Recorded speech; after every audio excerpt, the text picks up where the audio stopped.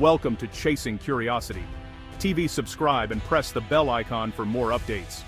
October 8, 2025, a date that will be remembered in the annals of Philippine and global history.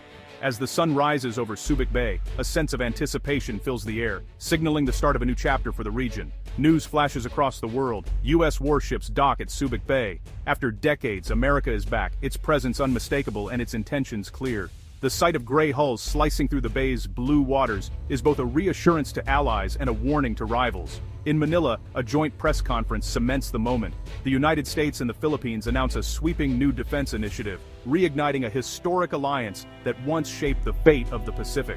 The handshake between officials is more than symbolic. It's a signal to the world that old partnerships can be reborn in times of uncertainty. But not everyone welcomes this new dawn. In Beijing, Chinese officials issue a stern warning, denouncing the arrival of American forces at the former base.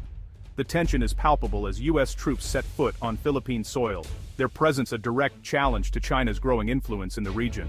The world's eyes turn to Subic Bay. Once a symbol of American military might during the Cold War, the base now returns to the center of Indo-Pacific strategy. Its deep waters and strategic location make it a prize in the contest for regional dominance. For the people of Olongapo City, the sight of American sailors strolling through familiar streets is both nostalgic and surreal. Memories of past decades resurface, of bustling bars, lively markets, and the unique blend of cultures that once defined the city. Now, history seems to be repeating itself, but with new stakes and new hopes. The local economy, long in need of revival, buzzes with hope and opportunity. Hotels fill with guests, restaurants prepare for a surge of customers, and job seekers line up at businesses eager to hire. For many, the return of the U.S. Navy means a chance at prosperity and a brighter future. This moment is not an accident. It is the result of years of shifting geopolitics, urgent diplomacy, and careful negotiation. Behind the scenes, diplomats have worked tirelessly, forging new understandings and recalibrating alliances in response to a rapidly changing world. China's assertiveness in the South China Sea has pushed old allies closer together.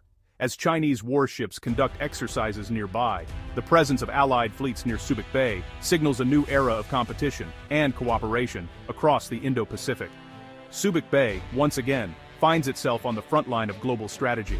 In Beijing, officials condemn the move as a return to Cold War thinking, warning of destabilization and confrontation. In Washington, lawmakers debate the risks and rewards, but ultimately frame the deployment as a solemn promise to defend a treaty ally and uphold international order. For the Philippines, the stakes could not be higher. Caught between two superpowers, Filipino leaders must walk a delicate line, balancing national security, economic interests, and the aspirations of their people. Every decision is fraught with consequence, every move watched by the world. The ships anchored in Subic Bay are more than just war machines. They are symbols of a new strategic era, reminders of past conflicts, and harbingers of an uncertain future. Their presence speaks volumes about the shifting tides of power in Asia. As newsrooms around the globe dissect every development, Subic Bay's story is being rewritten in real time. The world is watching, aware that what happens here could shape the destiny of nations for years to come. For nearly a century, U.S. military bases such as Subic Bay and Clark Air Base stood as powerful symbols of American influence in the Pacific. These sprawling installations were more than just military outposts. They were the beating heart of U.S. strategy in Asia, projecting power across the region and serving as a constant reminder of the close ties between the United States and the Philippines. The presence of thousands of American servicemen and their families transformed local communities. Towns like Olongapo thrived, with bustling markets, lively entertainment districts, and a steady flow of jobs and business opportunities. The bases became economic engines, shaping the daily lives and cultures of Filipinos living nearby, and forging a unique bond between the two nations that went beyond politics and treaties. However, by the early 1990s, the world was changing. The Cold War had ended, and a new wave of Philippine nationalism swept the country. Many Filipinos began to question the continued presence of foreign troops on their soil, demanding a new era of true independence and self-determination. In a historic moment in 1991, the Philippine Senate voted to reject a new treaty that would have extended the U.S. military presence. This bold decision was seen as a powerful assertion of national sovereignty, marking the end of an era and sending a clear message to the world: the Philippines would chart its own course. The US withdrawal was swift and dramatic. By 1992, the once bustling bases fell silent, their gates closed and their buildings left empty. The sudden departure brought economic hardship to communities that had depended on the bases for decades, leaving uncertainty and loss in its wake.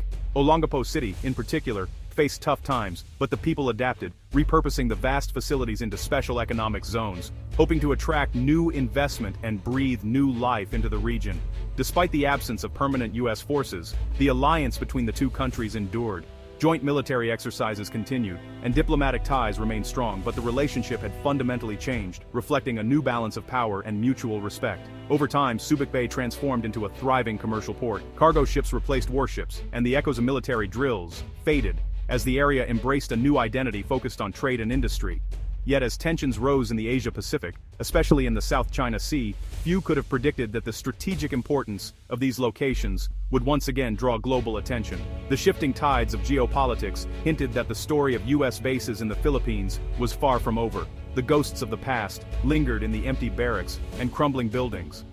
Silent witnesses to decades of history, waiting for a new chapter to unfold. Now, as the sun rises over Subic Bay once more, new developments signal that the tides have turned again, and the legacy of these bases is being rewritten for a new era.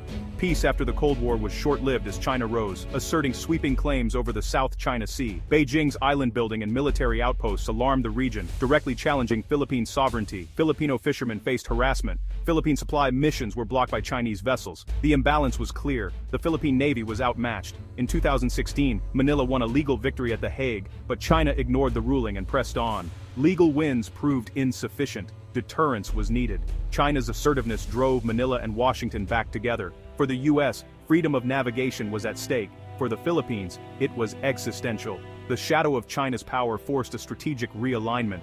Subic Bay's revival is a direct response to these rising tensions. Under mounting pressure, the Philippines turned to its oldest ally. In 2023, the US and Philippines expanded their defense pact, granting US forces access to 9 sites. This isn't a return to permanent bases but a rotational presence and pre-positioned equipment.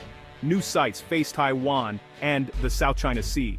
Deliberate, strategic choices. The agreement operationalizes the alliance, signaling resolve to Beijing. Subic Bay, with its deep water port, is back in the spotlight as a vital logistics hub. The groundwork is laid for a new era of cooperation. The US returns not as an occupier, but as a partner. Geography is destiny, and the Philippines sits at the heart of the first island chain. This strategic location is not just a geographical fact but a pivotal element in global military strategy. The Philippines' position offers a unique vantage point, acting as a sentinel over the vast expanse of the Pacific Ocean. This chain is a natural barrier to Chinese naval expansion. It acts as a formidable wall, curbing ambitions and controlling the flow of naval power. The islands form a defensive line that is crucial in maintaining balance in the region. US access to Philippine bases creates a strategic choke point, especially near Taiwan. This access is not merely about proximity but about creating a network of influence and control.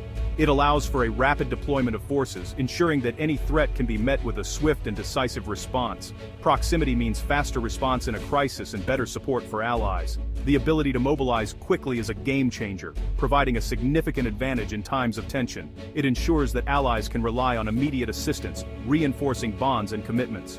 Western bases like Palawan enable patrols over disputed waters, directly challenging China's claims. These patrols are not just about presence, but about asserting rights and maintaining freedom of navigation in international waters. Dispersed US forces across the Philippines are harder to target, increasing resilience. This dispersion creates a web of defense that is difficult to dismantle, ensuring that any attack would be met with a robust and coordinated response. Subic Bay's protected harbor and infrastructure make it the ideal logistics and maintenance hub. Its facilities are state-of-the-art, providing essential support for sustained military operations in the region. Ships and aircraft can fall back to Subic for repairs and resupply, sustaining operations.